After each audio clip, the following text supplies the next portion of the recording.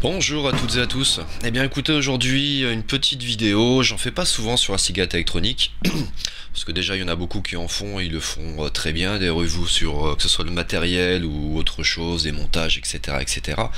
Mais je voulais apporter ma petite pierre à l'édifice avec le die.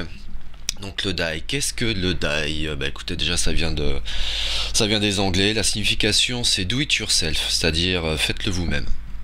Donc faire quelque chose soi-même, bah écoutez, puisqu'on parle des liquides, c'est là-dessus que ça va porter. Donc ça fait 6 mois que j'ai commencé à me lancer là-dedans, dans le die, à faire mes recettes, à aller sur certains forums de cuistots, j'ai envie de dire, où ils partagent un petit peu les recettes et il y a des trucs plutôt sympas. Ça change des produits qu'on achète dans le commerce déjà tout fait, on fait un petit peu ce qu'on veut, au début c'est un petit peu... Bon, c'est facile à faire, hein, mais il y a des temps de maturation, il y a des mélanges qui se prêtent pas les uns avec les autres. Bon, bah ça après vous le verrez par vous-même si ça vous dit d'essayer. Mais en tout cas, que ce soit pour question du goût, de la quantité et surtout du prix, ça me revient quand même beaucoup moins cher que si j'achetais mes liquides sur internet, dans une boutique, liquides déjà faits. Pour vous donner un exemple, c'est simple, hein, le die, pour 10 ml de die, on va dire une contenance comme ça vous revient à 80 centimes, tout dépend du nombre d'arômes que vous mettez dedans, bien sûr, tout dépend de la base nicotinée que vous allez utiliser. Donc 80 centimes, on va dire 1 euro, et puis ben la bouteille classique de 10 millilitres, j'en ai pas forcément, si celle-ci je pense, non 15 millilitres, hein. Bon en tout cas ça revient à peu près à 6 euros, vous connaissez les prix. Donc on va débuter par la méthode, hein. Avant de commencer, on va parler toujours des risques. Vous utilisez donc de la base nicotinée si vous voulez du liquide avec de la nicotine dedans. Il y en a certains qui sont à 0%. Vous pouvez avoir du 6, 12, 24, 34 même je crois, et voire plus chez les Américains. Dès que vous utilisez ce genre de produit à manipuler avec précaution, il est quand même conseillé d'utiliser des gants. Forcément, c'est pas mon cas maintenant, mais vu que je vous fais une démonstration, je pense pas que je vais m'en mettre partout. Je vais essayer en tout cas, voire même des lunettes. Parce que quand vous en commencez à vous mettre de la base sur les doigts, vous les lavez pas tout de suite. Je peux vous dire qu'au bout d'une demi-heure, 3/4 d'heure, vous tapez un méchant mal de tête. Donc voilà, pour éviter tout ça, faites ça proprement, dans un endroit propre, clair, et attention à vos yeux et aux projections éventuelles. Voilà, alors on va commencer par la fabrication. Donc c'est quand même très économique et très simple de fabrication, vous verrez de toute façon. Pour débuter, il faut quand même 3 éléments. Pardon. Donc les liquides de base. Voilà. Nicotiné, pas nicotiné. Vous avez plusieurs modèles. On va voir ça tout de suite après. En seconde partie, vous avez forcément besoin de flacons vides. Donc vous avez plusieurs capacités. Hop. Et pour finir, les arômes concentrés. Voilà, les petits arômes. Comme d'habitude, je ne fais pas de pub pour les boutiques, mais vu que j'achète que chez eux en général. Donc voilà un petit peu les arômes que vous pouvez retrouver. Donc là, j'ai du miel. Vous avez de la vanille, vanilline, enfin bon ça c'est un additif, je vous en parlerai après. Donc voilà, vous avez vraiment en fruits, je pense que vous retrouvez tous les fruits en arôme, vous avez plusieurs goûts différents, mais ça on va revenir après. Pour l'instant on va commencer par les liquides de base. J'ai plus de batterie. Les liquides de base, donc très important avant de choisir vos arômes. Il faut choisir déjà son taux de nicotine. En général, comme vous le savez, ou si vous ne le savez pas, c'est exprimé en milligrammes de nicotine par millilitre de liquide. Donc, en l'occurrence, sur cette bouteille, je suis à 12 mg de nicotine par millilitre. Voilà. Donc c'est un bon dosage. C'est un bon dosage. Votre dosage en fait il est suivant votre consommation de cigarettes. Pour les fumeurs de moins de 10 cigarettes par jour, vous pouvez vous baser sur du 6 mg de nicotine par millilitre. Apparemment ça remplace les 10 cigarettes par jour. De 10 à 20, donc vous avez du 12 mg comme je vous ai montré, et plus de 20 cigarettes vous avez le 18. Donc comme je vous l'ai dit, vous avez même du 32 mg de nicotine. Donc ça c'est pour les gros fumeurs. Donc la composition des liquides de base. Vous avez donc ensuite la possibilité de choisir entre entre plusieurs compositions de base. C'est-à-dire que dans les liquides de base, vous avez un petit peu d'eau, un petit peu d'alcool et de la glycérine végétale et du propylène glycol. Ces deux éléments vont être dosés de certaines façons pour que vous ayez en fait un choix de base, comme c'est indiqué là. Par exemple, vous avez du, bon, je l'ai pas, là c'est du 80-20. Donc c'est-à-dire que vous avez 80% de propylène glycol et 20% de glycérine végétale. C'est ce qui est le plus répandu dans vos liquides que vous achetez en commerce. Ça n'encrasse pas les résistances, vous avez un petit volume de fumée, de vapeur plutôt pas mal. Quoi d'autre encore, vous avez un bon goût aussi. Bon, on va dire que c'est le truc assez basique, c'est ce qui marche très bien, on va dire, dans tout ce qui est Clearomizer. Après, vous avez ce que j'utilise le plus, le 50-50, donc 50 PG, 50 VG. Donc pour moi, je pense que c'est un bon compromis entre les arômes, la vapeur et l'encrassement. Le pire reste tout ce qui est 100% VG. Donc je l'ai pas ici. Donc là effectivement vous avez une vapeur plutôt épaisse, même en quantité, et après ça va jouer sur les arômes. Les arômes vont être un petit peu plus effacés. Par contre le 100% PG, lui va donner une plus petite vapeur, ça n'encrasse pas et ça n'encrasse pas la résistance, mais par contre les arômes sont un petit peu mieux rendus. Par contre ça donne soif. Il faut savoir que le PG, d'ailleurs j'ai soif. Voilà, donc vous avez les choix entre plusieurs bases de nicotine. 50-50, 80-20, 100% VG ou 100% PG. Vous devez même avoir d'autres bases type 70-30, mais bon, on va rester déjà sur ces bases-là qui sont le plus classique. Nous avons donc les bouteilles, ce qu'il vous faut c'est des flacons. Donc je peux vous conseiller, quand vous finissez un liquide, vous pouvez toujours garder le flacon, le nettoyer. Pour le nettoyer, ce que je peux préconiser, c'est d'utiliser, si vous avez c'est de l'alcool fort blanc type rhum ou autre, et de le faire mariner un petit peu avec de l'eau chaude, et tout laisser dedans, on va dire une petite demi-heure, et puis de rincer plusieurs fois. Vous verrez que l'odeur de liquide va partir assez rapidement. Donc ça par contre c'est pas le bon exemple, on va dire, parce que c'est des bouteilles à l'eau. Les bouteilles à l'eau c'est du 15 ml. Donc c'est une norme, je dirais américaine, mais non en fait. Bref, c'est du 15 ml, donc attention quand vous faites vos recettes, si vous avez une recette qui est basée sur 10 ml, la composition au niveau des gouttes, des arômes ne sera pas les mêmes. Donc vous voyez, le 10 ml c'est ça. À côté du 15, il y aura une petite différence. Donc voilà, les flacons c'est chose faite. Après, forcément, vous avez les arômes. Donc, comme je vous l'ai dit, je suis chez un fabricant, A&L. Après, je sais que des arômes, je ne veux pas dire de bêtises, mais je sais plus si c'est les mêmes fabricants. Bref. Donc vous avez un petit peu de tout, hein. Vous avez l'arôme tabac, donc tabac en exemple, j'ai le RY4. Vous retrouvez souvent dans vos compositions de liquide. Il y a du fruité, en fruité vous avez de tout, il y a de la pomme, du kiwi, du citron, enfin c'est vraiment, je crois qu'il y a quasiment tous les fruits qui sont représentés. Vous avez aussi des arômes gourmands tels que vous avez la tarte aux pommes, pain d'épices, du cookie, vous avez même les gaufres je crois. Vous avez vraiment une bonne panelle de produits gourmands. Vous avez certains cafés aussi, expresso, cappuccino. J'utilise un petit peu dans certains mélanges, c'est pas trop mal. Vous avez aussi tout ce qui est mentholé. Alors menthe glaciale, poivrée, eucalyptus, vous avez un petit peu de tout on va dire.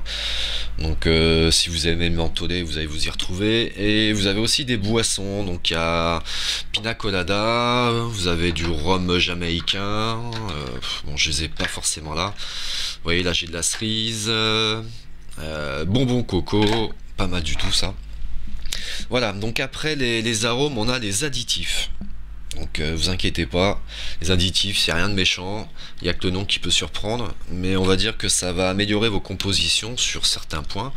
Là par exemple j'en ai deux, non j'en ai qu'un, ouais, j'en ai deux. Donc au niveau des additifs, écoutez, il y en a plusieurs, il y a des exhausteurs de goût, donc comme la vanilline que j'ai ici, que je vous ai montré tout à l'heure. Donc en fait elle va donner un léger goût de vanille forcément, et ça aura le but de faire ressortir certains arômes, les arômes du liquide. Donc ça peut être intéressant. C'est pareil, hein, tout ce qui est additif, c'est quelques gouttes, c'est 2-3 gouttes, pas plus, hein. Après ça devient dégueulasse.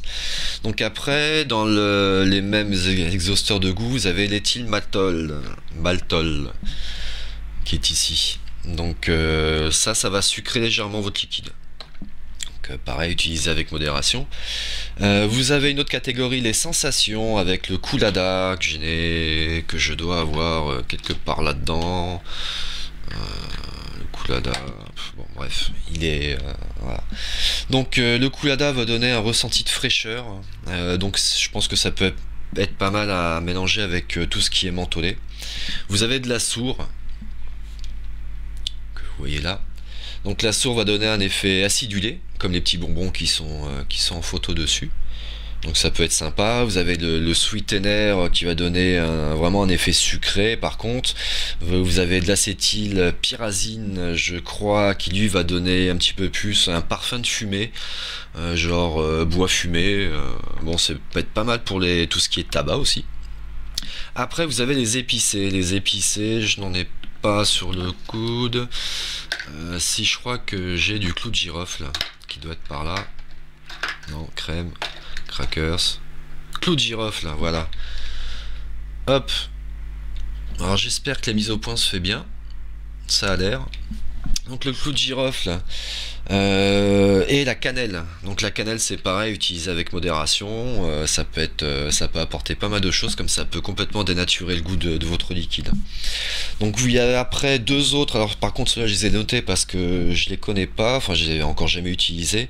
Vous avez du DNB Flavour. Je vous mettrai peut-être une image dans l'angle si j'arrive à trouver sa photo sur internet. Donc apparemment celui-ci va vous donner un goût de fumée de cigarette. Donc vraiment pour vous rapprocher le plus possible de l'arôme club. Vous avez un second produit, c'est de Shrap Test. Donc pareil, si je peux, je vous mets aussi la petite photo. Donc là c'est plus pour équilibrer les arômes, hein, pour un résultat plus homogène. Voilà, donc essayez par la suite, on verra. Donc maintenant, après la théorie, la pratique. On va rapprocher un petit peu. Hop, on va se mettre comme ça. Ça, on va le pousser. Donc on va commencer par une petite recette plutôt sympa. On va commencer dans une petite bouteille de 5 ml. D'ailleurs, c'est ce que je vous conseille, commencez par ça. Si ça vous plaît pas, au moins vous avez que 5 ml de gâché et vous n'avez pas 10, 15 ou 30 ml, ce qui est déjà plus embêtant si vous aimez pas le produit. Voilà, ouais, à 30 c'est pareil. Donc hop. Donc il y a plusieurs possibilités, hein. Vous remplissez déjà de 5 ml de base, 80-20 ou 50-50. Personnellement je vais prendre du 50-50. Alors je suis désolé, on va faire ça un petit peu plus propre. Hop, ça devrait être pas mal. Donc nous avons le 50-50, deux techniques à faire. Vous mettez ou déjà les arômes dans votre bouteille et après 5 ml de liquide. Il faut savoir que si je dis pas de bêtises, vous avez toujours 2 ml en plus de sécurité. Donc au lieu de faire 5, elle fait 7. Voilà, donc on va dire 5 ml de liquide et puis quelques millilitres d'arôme. Donc le compte sera bon. Donc ce qu'on va faire, c'est qu'on va faire déjà, hop, avec la seringue. C'est bon, voilà, c'est une seringue, ça, il n'y a rien de méchant là-dedans, faut pas avoir le côté drogué ou autre. On va prendre les 5 ml. Yeah. C'est bien ça, à peu près. On va le pencher, ça sera mieux.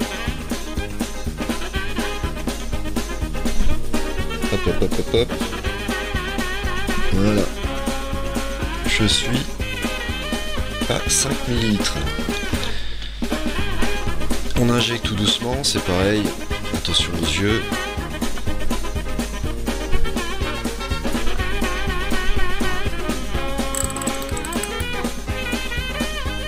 Ah vache, si je suis à 5 là, je trouve que ça fait pas beaucoup. Je suis même pas à fond. C'était 5 ça? Bah oui, c'est 5. On va faire plus alors. Ça doit être du 7. Du 7 ml. Donc vous voyez toujours l'importance de mesurer vos bases pour avoir de mauvaises surprises. Bah écoutez, on va marcher comme ça sur du 5, hein, parce que c'est prévu dans la recette. Donc du 5, donc ma recette en fait c'est un petit tabac doux, donc à base de RY4, vanille et miel. Donc pour du 5 millilitres, on a dit le RY4, miel, vanille. Donc j'en ai pris plusieurs, j'ai pris la vanille classique, toute simple, glace à la vanille, pour porter encore un petit goût en plus. Je sais pas si... Hop, mise au point, voilà. Petite glace à la vanille et le RY4 et le miel classique. Donc nous avons notre récipient. On va commencer par le RY4. Donc pour 5 ml, je vous conseille de mettre 7 gouttes. Donc je mettrai le petit descriptif sur le côté avec le nom et les compositions en gouttes. Ça par contre c'est toujours exprimé en gouttes dans toutes les recettes. Donc c'est parti, 7 gouttes. Donc je vous conseille quand même de bien respecter les gouttes, de bien respecter tout ça parce que c'est vite fait d'en mettre 2-3 de plus, le goût est différent. Après si vous voulez faire un truc de carré, voilà, c'est à vous de voir. Si vous voulez faire un truc à l'arrache, si ça vous plaît, après le but c'est de vous plaire, hein, donc c'est vous qui voyez. Donc la vanille, on va mettre 2 gouttes. Oh, il est dégueulasse ce truc. 2 gouttes de celle-ci et je vais rajouter 3 gouttes de glace à la vanille. On va mélanger un petit peu, hop. Voilà. Après la vanille, le miel. Le miel, j'aime bien le petit côté miel, donc on va mettre au moins 2 gouttes. Ça pourrait être pas mal. Voilà, 2 gouttes. Bah écoutez, après ça, je pense que c'est tout. On va lui rajouter son petit capuchon. Hop. Le petit embout en plastique pour éviter d'en foutre partout. Si j'en trouve un, si je le trouve pas, c'est pas grave. On va faire comme ça. Hop. On en remettra un après. On le fait passer. On referme. Et là, vous secouez.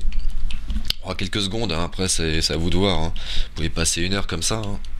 Ça sera peut-être mieux mélangé après, ça c'est sûr. Donc voilà, donc on mélange. Alors pour les conseils, parce que maintenant vous pouvez pas le consommer maintenant, j'ai envie de vous dire. Il faut au moins laisser reposer le mélange au moins 24 heures. Et encore pour les tabacs, donc c'est le cas pour celui-ci, le tabac c'est au moins 1 semaine, voire 2. Donc de toute façon il vous faut toujours au moins 24 heures de maturation pour que les arômes se mélangent bien au liquide. Sinon vous aurez un truc qui va pas être terrible et vous allez être tenté de rajouter des gouttes et après ça va être le bordel. Donc un conseil, laissez reposer déjà 24 heures. Après vous pouvez toujours goûter. Hein, s'il faut, vous pouvez toujours ajouter quelques gouttes dedans. Donc si vous trouvez que le liquide est un petit peu léger au niveau du tabac, vous rajoutez quelques gouttes. Voilà, vous faites votre sauce et une fois terminé, vous évitez d'y toucher. Vous le laissez reposer et voilà, à l'abri de la lumière, à l'abri de la chaleur comme d'habitude. Une fois de temps en temps, vous pouvez toujours le sortir, le secouer pour bien mélanger. Et voilà, vous laissez traîner ça pendant le temps qu'il faut et après vous dégustez. Vous pouvez avoir des bonnes surprises comme de mauvaises surprises, c'est pour ça que je vous dis toujours de faire au moins 5 ou 7 millilitres. Voilà, c'est pas plus mal, ça évite de gâcher, et puis après par la suite, si vous trouvez ça bon, la recette vous la notez, et puis vous faites péter 30 millilitres, même 100 si vous voulez. Voilà, ce sera toujours plus économique. On va revenir un petit coup en arrière. Voilà. Alors, écoutez, qu'est-ce que je pourrais vous dire au niveau des tarifs? Donc ça c'est des bouteilles de 115 millilitres. Donc vous avez le 100% VG, 100% PG, 80-20, 50-50. Ça vous revient entre 8,50 € le bidon. Entre 8,50 et 14,50 €, tout dépend du dosage de nicotine. Plus il est dosé, plus ce sera cher, forcément. Donc déjà 115 millilitres à 14,50 €, vous pouvez en faire au moins une bonne dizaine de fioles. Donc voilà. Au niveau des arômes, donc c'est des arômes de 7 millilitres la contenance. Ça vous revient entre 2,40 € et un petit peu plus. Ceux-là je les ai achetés chez un autre fabricant. Donc hop. Ah Alors vous avez plein de goûts différents. Celui-là c'est nougat. C'est vraiment arôme naturel, hein. Je veux dire, il se base vraiment là-dessus. Tout ce que j'achète, que ce soit même français, c'est contrôlé. Apparemment c'est quand même des bons produits, hein. Vous pouvez trouver moins cher, mais après on sait pas d'où ça vient, on sait pas la fabrication. Bref, voilà. Après c'est à vous de voir. Donc les arômes 2,40 € voire plus. Celui-là je crois que j'ai payé, je me souviens plus. Voilà, donc je vais pas vous dire de bêtises, mais un petit peu plus cher que les arômes classiques.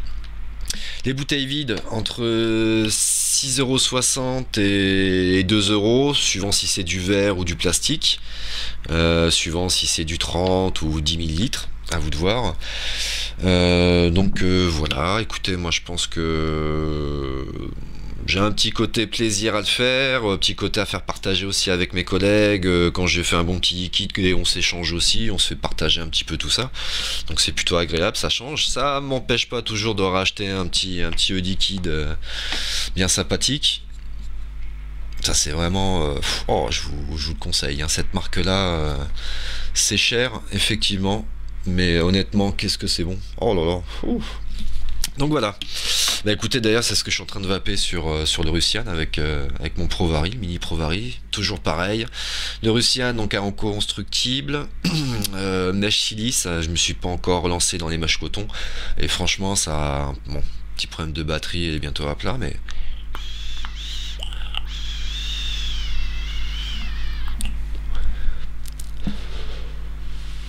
là je suis à 2,4 ohms. La fumée n'est pas conséquente, mais elle est suffisante. Donc un bon petit mode avec un bon reconstructible que je vous conseille. Voilà. Ouais, donc en fait je vais revenir sur cette petite pétition. Je sais pas si c'est, non, c'est peut-être pas vraiment une pétition, mais voilà, je vous engage à aller faire un tour sur le site. Allez signer cette pétition pour que la vape reste un plaisir et on soit pas encore taxé, ou que les produits ne finissent pas dans chez des buralistes ou chez les pharmaceutiques pour être vendus n'importe comment. Et voilà, donc si vous voulez préserver votre vape, évitez de fumer des clubs de merde. Voilà, allez faire un tour là-dessus et signer, et plus on est nombreux, mieux ce sera. Voilà. Sur ce, les amis, bah écoutez, je vous souhaite à tous une bonne vape. N'hésitez pas si vous avez des questions. Dès que je suis présent, j'essaie de vous y répondre assez rapidement. Bonne vape à tous et je vous dis à bientôt. Salut tout le monde!